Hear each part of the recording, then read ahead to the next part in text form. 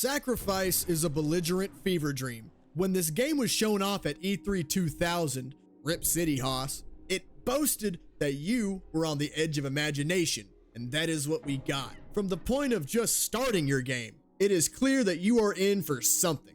Something I can't quite put a name to, but something I'll happily burn every adjective in my household's thesaurus to accommodate. Thesaurus? Stegosaurus.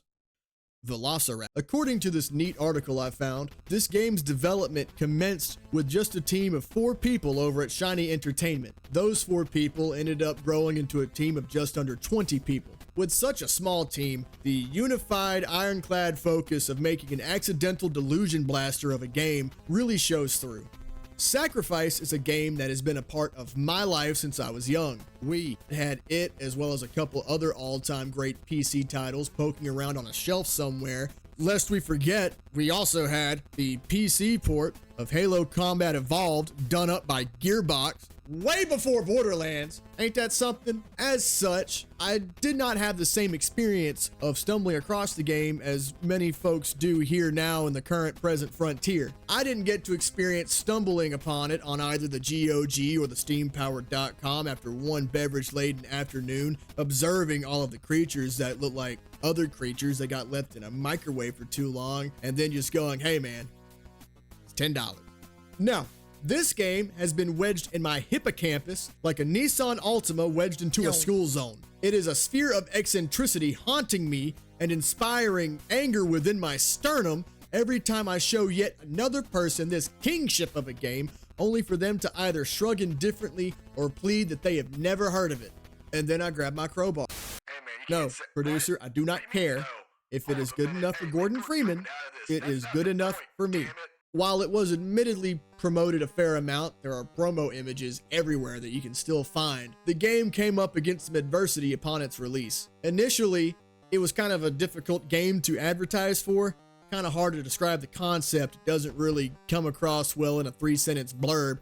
You need at least 9 sentences to get the point across on this bad boy. And also, and this is much more significant, it happened to be released at the same time as all of these. Despite this absolute NCAA SEC football gauntlet of a release schedule, I do wish to point out that this game is still slammed with ideas that are 100% fresh produce to this day. Ideas that make me far beyond certain that it easily stands on its own merit, but alas, for whatever reason, because the world is cruel and that life is a joke, this game never got the fair shake it should have had, and that's a shame.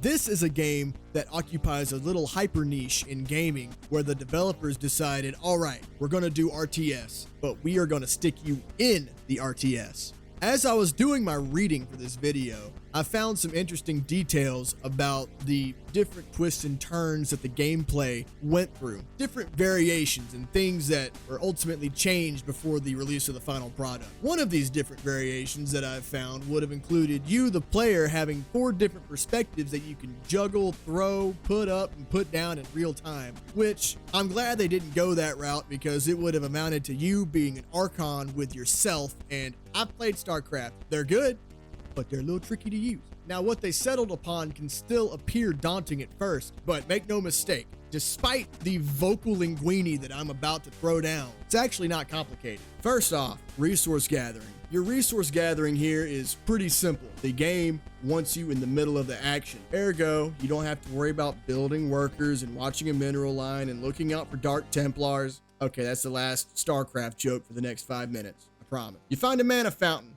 put a manolith on it, then make some mana whores. Look at that face. Absolutely defenseless in the face of certainly surmountable odds. There you go. Now you have mana being drip fed to you from any point on the map. The more manoliths you have, the more mana you get. Also, the more mana whores you have, the more mana you get. Mana is important for everything you do, from spawning the universally unnatural amalgamations of sociopathic blood and bone born to help you on your way to face roll the opposition, to absolutely terraforming the landscape with spells. Mana will be your conduit. Also, mana will be what resurrects you in the event that you die in battle.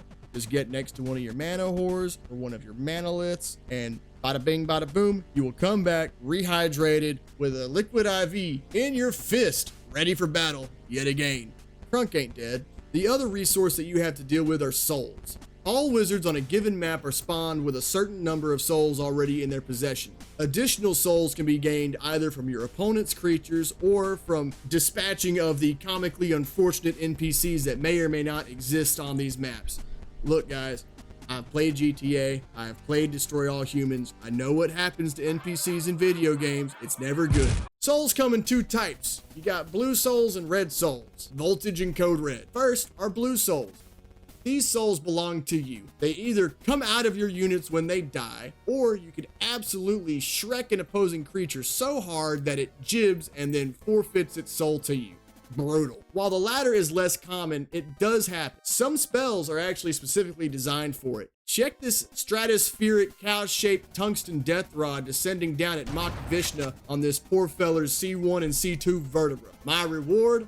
Funky little jib and some blueberry souls. The other are red souls. These are the souls of creatures that either belonged to the opposing wizard or they are the souls of NPCs that just happen to be in your way. You can collect them. First, you must convert them. How do we convert them? That's pretty simple. You have to cast this convert spell, at which point you tear a hole in the time-space continuum and a funny little guy emerging from what can only be described as the Quaalude dimension comes out giving us a hip-based round of applause. He also is wielding a unfortunately large syringe. He'll then grab the deceased enemy and he will drag that feller to either your altar or, if you've built a shrine on a monolith, your shrine, whichever comes first. At which point him and a bunch of his homies will have a fun little rave. And by a funny little rave, I mean he will rip their souls from their deceased carcass. I guess a lot can be overlooked if you're cutting a jig. As you can see, souls are vitally important. The gameplay here tends to revolve around getting the soul advantage. Whoever ends up hoovering up a finite number of souls available on this map will eventually have a roaming death machine that cannot be stopped. Then, once you have sufficient advantage, you go and storm the enemy's altar. You sacrifice one of your squirmy little guys to desecrate their altar. And then, while the desecration spell is active, by the way, the sack doctors are back for this too, they're raving again. You go, slay the opposing wizard, and then behold, victory. Sweet. Like a small Deborah.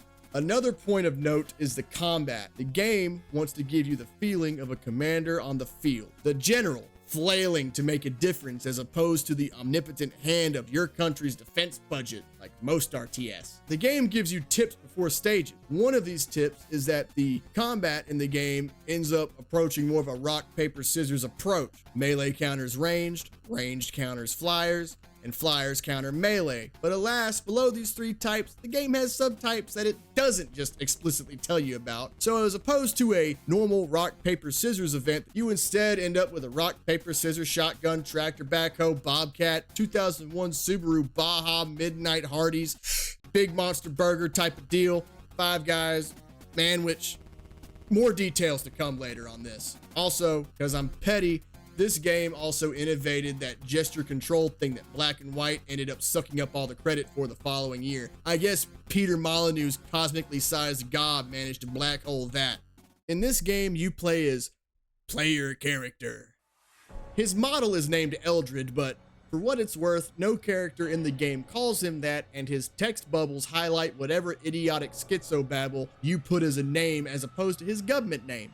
The campaign consists of 9 chapters, each with 5 possible missions, meaning that there are 45 different missions. In between these different chapters is a little hub world, the astral plane. And here on the astral plane, we see 5 little garages for the 5 gods at play. Going from left to right, we first start with Persephone, the goddess of life that presents herself as the personification of a coexist bumper sticker. Then we have James, god of earth, voiced by the incomparable Brad Garrett. He's also a worm. Literally, look at him. A real dirt snake Jameson. Then, you've got 4D chess enjoyer and literally a balloon, Stratos, god of air, voiced by Tim Curry? Man, that's crazy.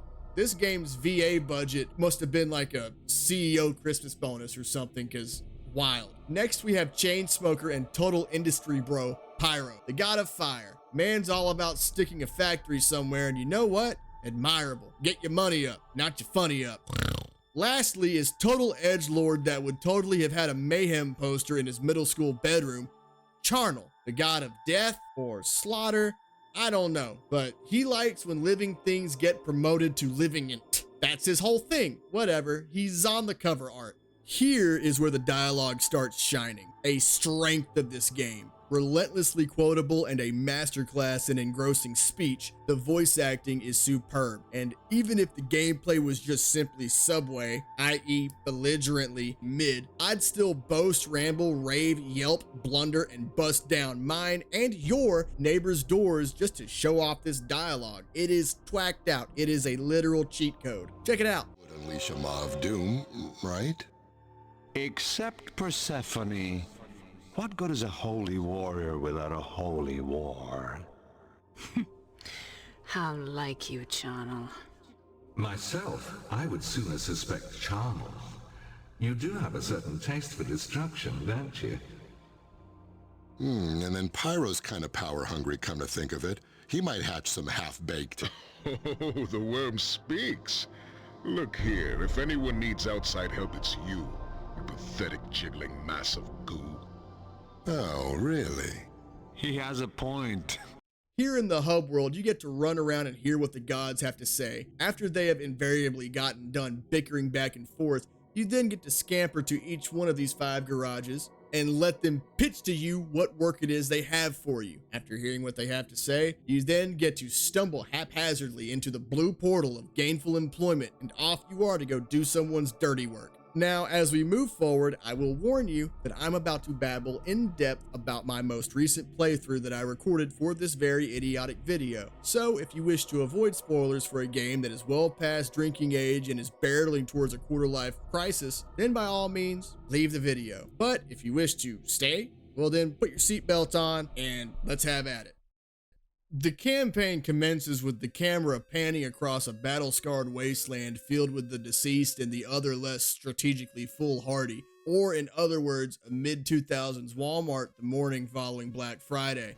Remember when the deals were so good that randos would nunchuck microwaves at the skulls of other fellow randos? We used to be a country! Anywho, we see our player character striding across the wasteland in the way that only character models from this era strode. Government name Eldred, colloquial name runs into a blind seer and immediately starts trauma dumping upon him. Here commences the way that our story is told. You're playing through the past as Eldred trauma dumps in the present. Everything is in past tense. Not an unheard of narrative design. Stephen King did it at least once. I haven't read all of his books. He's got like 1,000. Here we enter the astral plane for the first time, and here we bear witness to our aforementioned gods. They squabble back and forth for a bit before the game gives us control, and here we are. After this clinic in world building, we are able to pick a mission. I scamper about to see what it is they have to say. Persephone wants me to go holler at some gnomes and tell them that we is here up in the peace or whatever. James has an abandoned altar that he wants me to go and be nosy about. Stratos babbles about being the flagship of this here astral plane, and he also says that he wants you to go investigate a mystery of some sort and that he has a homie to send with you. But this ain't SVU, so I ain't doing it. Pyro wants to build some factories to, as I said earlier,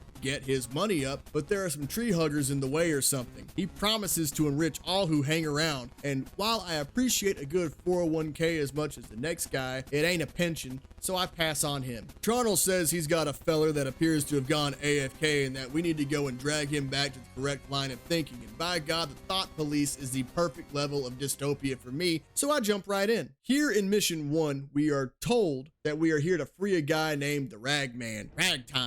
Cutting a jig. Apparently there is a dragon here that needs to be scared away. We are introduced to our first 3 creatures. We have the Fallen, little zombie guys that fire swarms of flies at the opposition. We also have Sides, angry cylinders, little soda cans with blades on top of their heads. They also look like they have a bullet hole between their eyes. I don't know. Game's a trip. And then we have locusts, or mosquitoes, whatever. Flying dudes that are super fragile, but their suck attack drains both health and mana. They can be handy.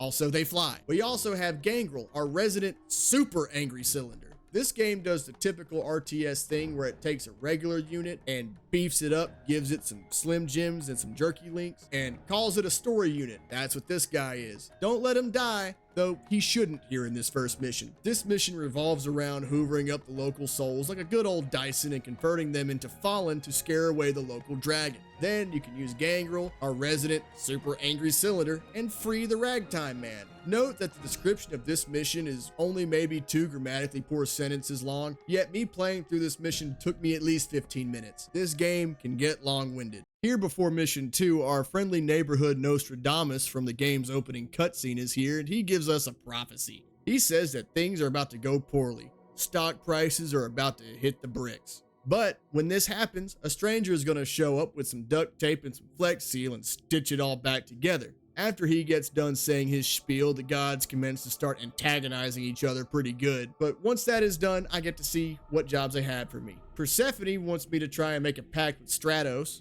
James has a dragon that needs to be handled. Too bad for him, I happen to have read 3 books of the inheritance cycle, and I do not feel the need to go body a dragon. They can be difficult. Stratos wants me to go visit a watchtower or something. Pyro intends to invade in an unending attempt to keep his money up, and Charnel wants me to go open the demon gate in Golgotha. While that sentence may be raw and an excellent sales pitch, I happen to know what creature this next Persephone mission gets me. So the thing about this campaign is that as you pick missions from different gods, you'll get at least 1 new creature and 1 new spell for doing said mission for most of the campaign. This allows you to mix and match each god's spell book. As promised from earlier, here go the types of creatures available to you. Every first mission gives you 3 dudes. You got your level 1 melee, your level 1 ranger, and your level 1 flyer. Things then start to get interesting with bugs, brawlers, snipers, bombers, artillery, glass cannons, and last but not least, titans.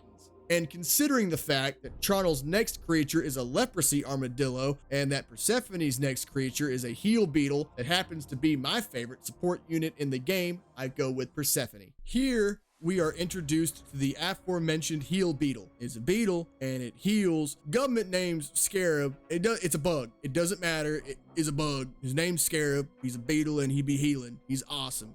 And we also got a couple of other story units. Whatever. After getting my bearings and running across a hill, we run into the snake lady who then proceeds to pull out her D-Walt and absolutely drill one of the locals. We then get a new objective, to knock out this new wizard, whose name is Syrinx. By our second encounter, I have already acquired the soul advantage, and so in StarCraft terms, hey, hold up, I waited 5 minutes. We move to victory. Something worth noting though is that in this mission, we have our first instance of a creature attached to a manolith. This spell is called Guardian. And when you guardian a creature to your manolith, it makes them about as tough as a pair of them Brahma steel toes you can get from the Walmart that will make your heart beat in the soles of your feet. That's a reference right there. In addition to that, the manolith can't be raised to the ground and replaced until said leashed creature has been sufficiently old yellered. It's not much of an issue now, but it will become an issue later on. We grab our flat cannon and frag old Syrinx and move on out of here. We show up in the hub world and the gods are already squealing at one another about each other's related conquests. With that said though, that demon gate in Golgotha did indeed get opened up, which will no doubt be important in about, hey, what time is it? 2 more missions or so. Persephone wants to go ahead, incorporate the West Coast offense, and attack our regional American capitalist Pyro. James says, not much, but it sounded cool. Stratos, in an effort to play a bit of that aforementioned 4-dimensional chess, wants you to defend an area and try to bait Pyro into being overly offensive. Some Tampa 2 defense, if you will. Pyro takes a break from making his underlings turn wrenches to try and appeal to Rock Serpent Jackson for help. Definitely an idea. And Charnel wants you to try and make an ally with Pyro. Something, pawn, something. Look, I've seen Mean Girls and this looks messy. So I'm gonna go ahead and hit up the only god most likely to have an airtight team of lawyers around him. Let's go, Pyro.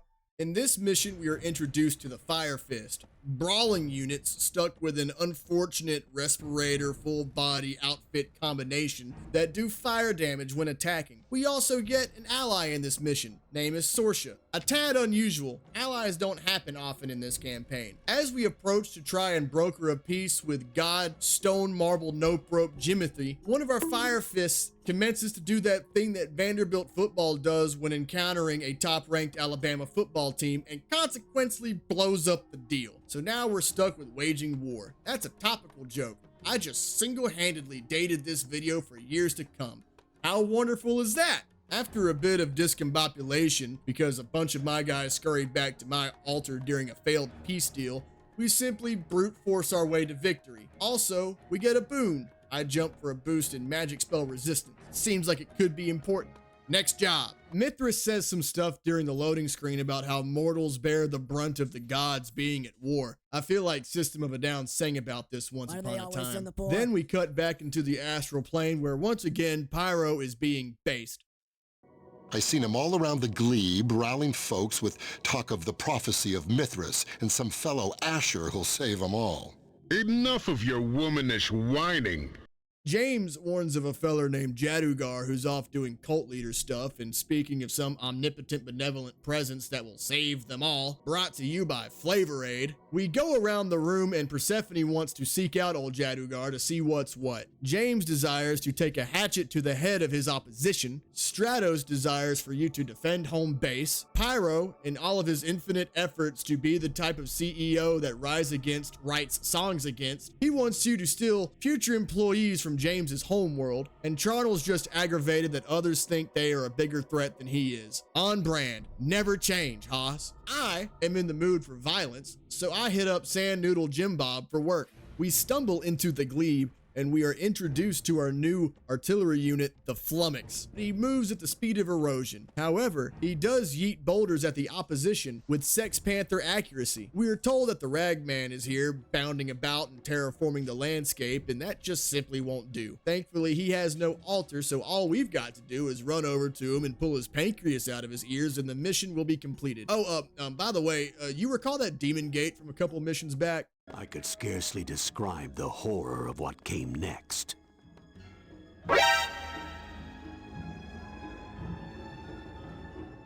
It cannot be.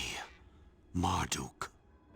Greetings, old friend, but they call me Asher here. Here he is, our game's antagonist. He's got goofy claw hands and a distorted voice.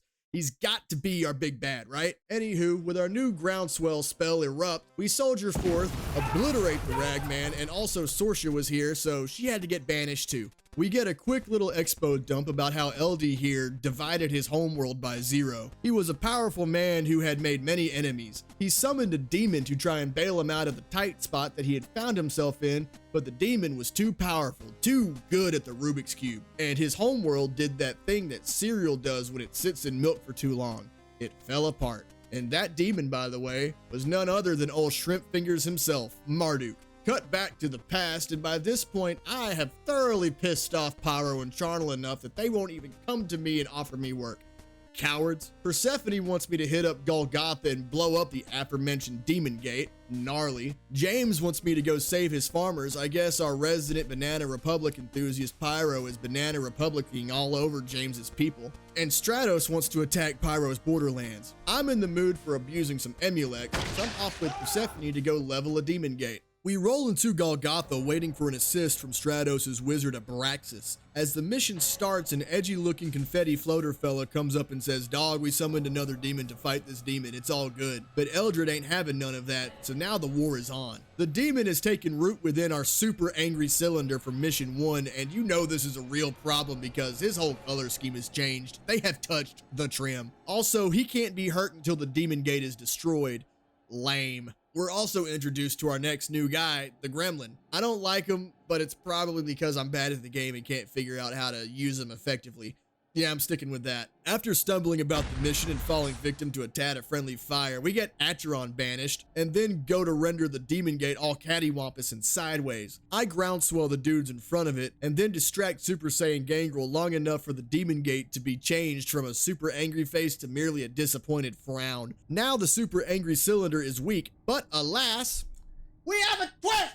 Call it a Taco Bell dessert item because it's such a twist. Stratos, our enjoyer of four-dimensional chess, he has switched sides and taken all the land Persephone and James gave to him for protection for himself. Uh-oh, SpaghettiOs. Then Gangrel rolls up and kills all my dudes. I spawn a bunch of locusts that he can't hit, and that's the end. Here I ran into an odd glitch that prevented me from progressing further, and I had to re-verify the game's files. After re-verifying the game's files, I ended up with some weird goofy pop-in, and I probably could have fixed it, but I was still able to play the game, so I just kept plugging along. So if you see a little something goofy, that's just me being lazy. Also, at this point in the game, none of the other gods wanted anything to do with me, so I have no other choice but to go and do Persephone's bidding, which in this case is go into Charnel's capital and blow it up. As we start this mission, I have to note something. This game does that thing that most RTS type games do, where as the campaign wears on, you're thrown into maps only equipped for a mildly competitive thumb war, while your opposition has all the tools necessary for handily winning a local nuclear exchange. As we start the mission, we're given a new unit, the Mute, not as slow as the Flummox, but admittedly that bar is on the floor.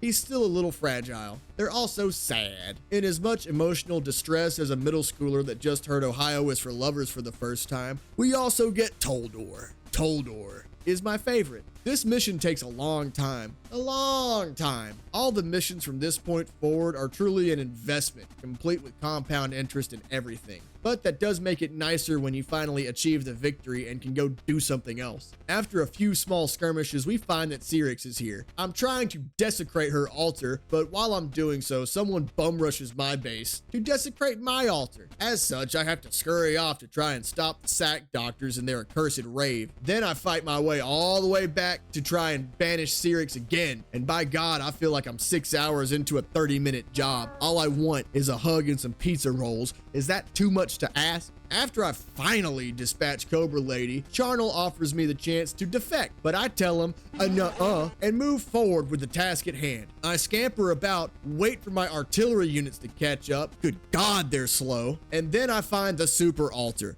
Charnel's home base, where I see approximately 38 high-tier enemies guardianed to one manolith. Remember when I rambled about this a couple missions ago? Now it's officially a problem. This defense is brutal to break, and they're all long-range units, so it's not like I can just scurry past them and start my desecration. They've all got that Tampa 2 coverage. Mel Kiper would piss in his sleep. So what do? Well, I organize my dudes, get the formations ready, and we die. Look at this. Look at all these blue souls. This is a Greek tragedy. After reincarnating for a second time, I see that Toldor has been slain, and my heart heaves heavily. So now here with 34 souls, I rebuild my fighting force, break the defense, convert the manolith into a shrine so I can convert all these code red souls littering the ground because there is about 183 of them, and finally I desecrate the big mega altar. After beginning the desecration, I go and find the edgy confetti floater man, Acheron, from last mission, and banish him. Charnel has been sent on his non-consenting sabbatical. A funny thing happened right after this mission. While alt-tabbing to stop my recording, I guess I alt-tabbed at the wrong time and the game crashed, causing me to lose all of my progress. Great job me, inadvertently breaking the architecture of a 20-something-year-old game. So I had to play it again. But refusing to go through this literal grind again, I used some cheat codes to turn an hour-long chore into a 15-minute comp stomp. I'm here to castrate these heathen souls, for I do not fear the Reaper. Your bullets cannot harm me. Also, bear in mind, with the obtuse number of units at my disposal, this defense here is still ridiculous. I guess that's what I get for actually spawning gremlins this time. As I bumble back into the hub world after ruining Stygia's resale value, I once again can only pick a mission from Persephone. She wants me to go encase a few hellmouths in concrete, Titan-level charnel creatures left over from the collapse of his homeworld. It can't be too bad, right? Also, by the way, Charnel's little garage appears to have been exploded. He is dead. Sorsha intercepts me again. Why do I keep having to fight her? How many times have I had to beat her? Does she learn nothing? I don't get it, but whatever. It looks like I have to banish her as well. At the start of this mission, we get the quadrupedal grumpy cylinder. Government name is the Ent. Ents are good. They're very good. But they better be, because they cost 4 souls, making them cost the equivalent to either a Bentley or a Hellfire missile. The initial combat encounter in this mission is 20 grit, single ply, rough as hell. And I had to restart this mission a number of times because I failed this particular encounter so vociferously. Admittedly, on my second attempt though, I did make some headway past this encounter, but then Sorsha cast your plants will never grow here, or something. Basically, she blew the ground up and half of my army flew off the map, a map that is encapsulated with invisible walls.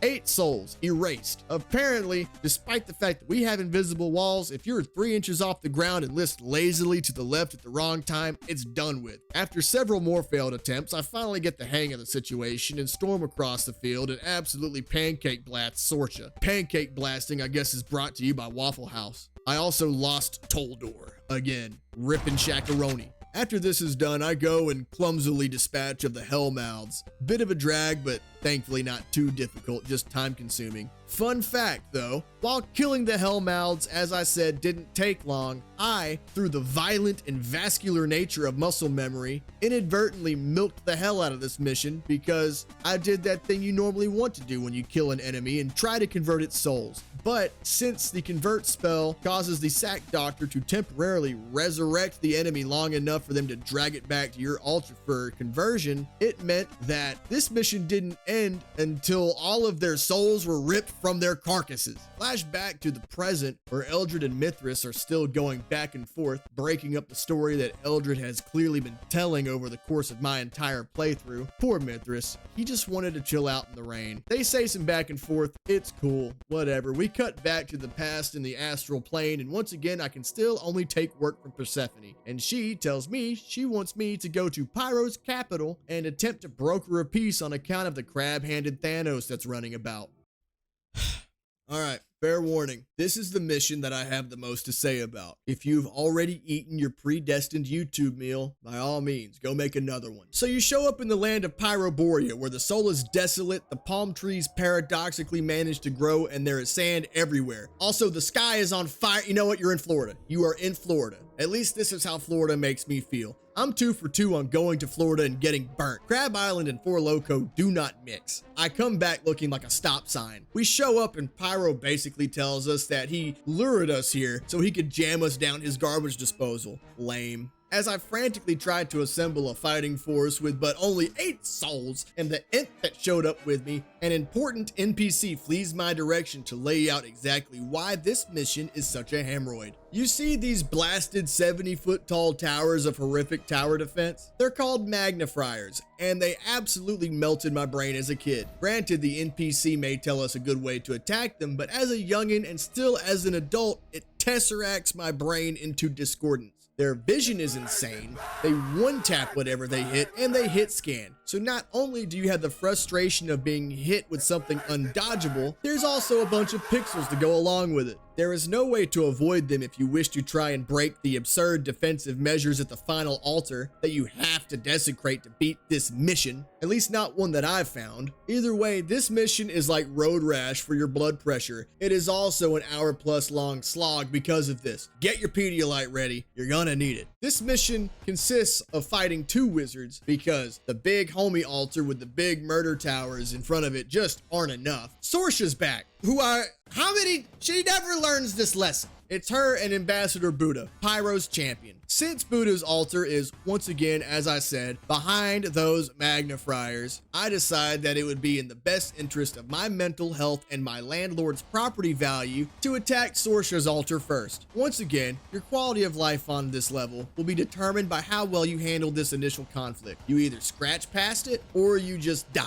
Also in this mission, you don't get a new creature, but you do get 2 new spells. One is called Charm, which allows you to steal an opposing wizard's creature, and Mean Stalks, the endgame murder worship spell that disrespects the terrain. Fantastic. I abuse both of these spells routinely from here on out to try and get an upper hand because this game is clearly not fighting fair. After, as one would expect, several failed attempts, I do succeed finally in this initial combat encounter. Afterwards, I make my way down to this monolith that has 4 glass cannons wielding AKs leashed to it, an absolute transgression of attrition. Also, the opposing wizard keeps showing up with her gaggle of misshapen pixels. It takes a while to break this, but I need those creatures as souls. Damn it. As I stumble towards Sorsha's altar with the slowest army possible, 6-ish flummoxes and a couple mutants, and a warmonger that managed to survive being captured, we have yet another difficult hold to break, and this one takes forever. I need y'all to understand how long it took me to break these holds.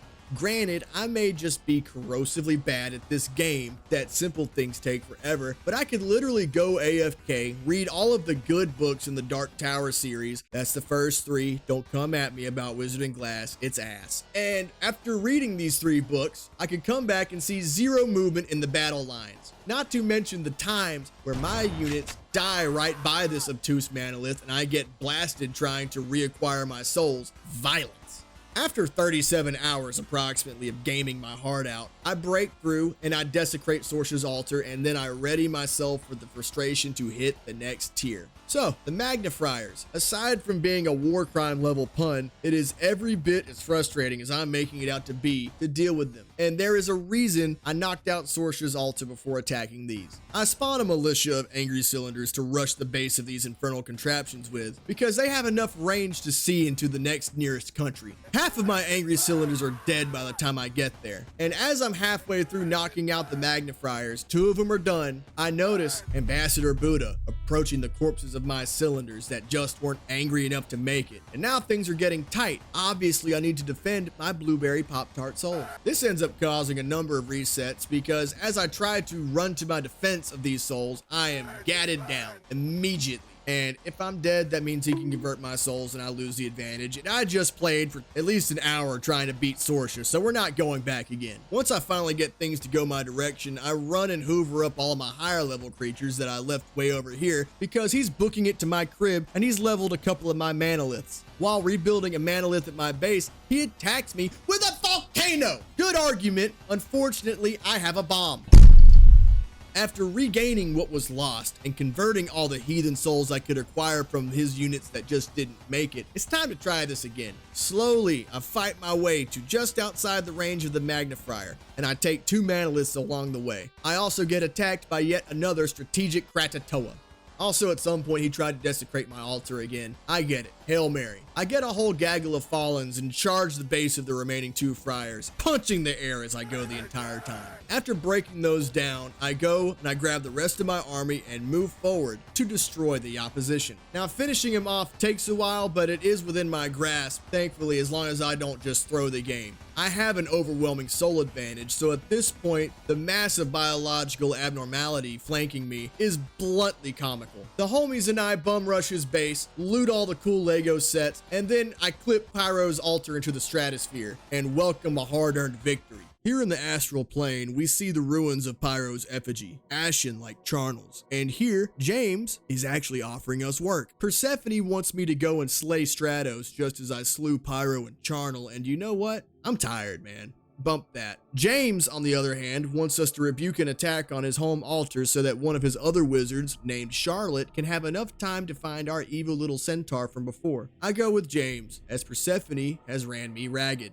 The mission starts, and after not getting a new creature last mission, I've got a new guy, the Brutal Trapezoid. Government name Rhinoc. Rhinocs go hard, and they're great. I love them. Another wizard scurries over to offer his services. I tell him to defend home base as I move forward with all 4 of my souls. Jesus Christ, I feel like I'm playing Uno and these other bastards are over here playing Yu-Gi-Oh! Go ahead, draw a Blue Eyes White Dragon. To hell with the rules. Then, as we stroll into the middle of the map, we are welcomed with a little cutscene. Hey look, it's Charlotte. Charlotte's literally a spider. What a reference. Also, Jadugar shows up. Charlotte flings a boulder at Jadugar's skull, but unfortunately, Olatari Jaguar here has been upping his protein intake, and with the power of the Denny's Grand Slamwich pulsing through his veins, he piss missiles Charlotte out of existence. No altar, she's done. It all ends in Alt F4. I am now here against 3 wizards. Granted, the man whose controller has 38 buttons doesn't have an altar, which is convenient in that sense. While this mission is tense, it's not a drag like the last couple of missions. Instead of the chaotic moments being frustrating, they're awesome. We've got tornadoes!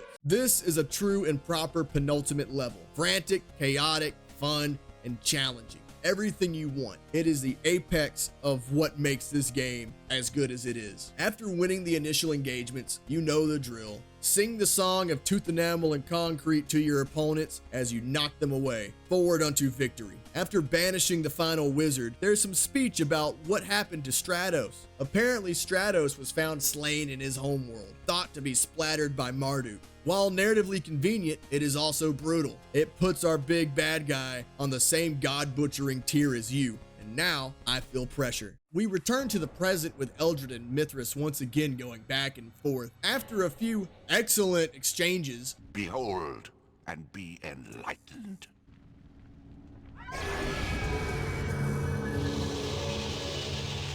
oh, it's a Marduk. Apparently, shortly after the prophecy, Mithras got body swapped with old crustacean fingers himself to simply set the stage and say the medium rarest line imaginable.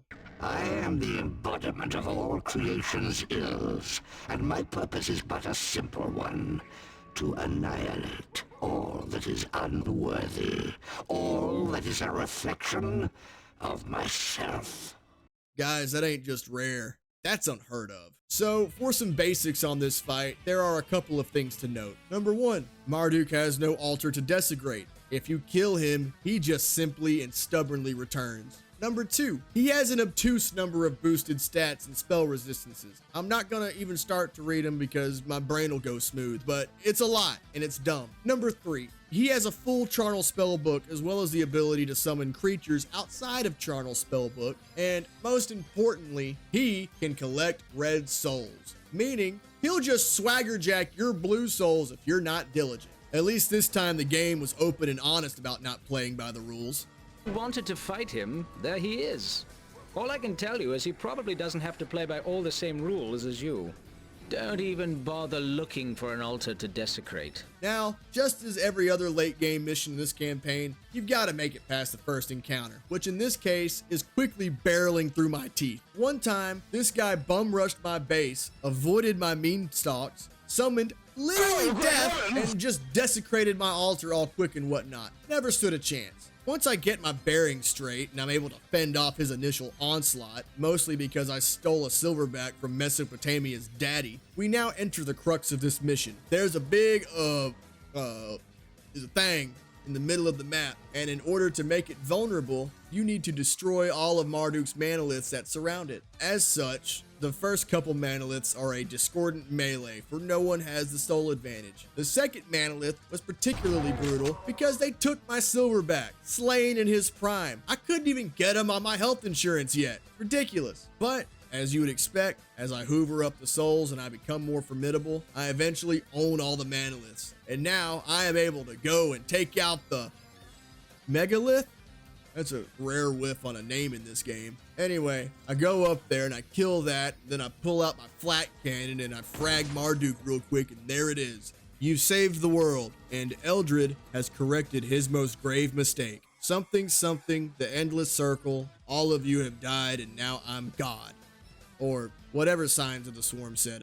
Sacrifice is a game that occupies an odd spot in history. Wildly strange and insipidly eccentric, it drips with personality. It was Shiny's swan song as a creative entity, and what a song it was that they sang. I meandered through the world that they created, and I get this feeling in my gut that certain things with gaming could have and should have been different. There should have been more of this. More of companies swinging for the fences. More of companies trying to do something to take you out of this world, as opposed to Dogwater Mill Sim number 43 that hasn't been good in over 10 years. While the sales numbers for this game were never released, we can judge by the fact that this game never branching off into a lineage, and the fact that Shiny was cut down into being a Matrix factory as proof enough in the pudding that this game got hosed, and an entire company got hosed in the process. We may never get another game like this, and I don't know who owns the IP now. I think Amazon owns it. I don't know. Either way, I don't think I really trust anyone to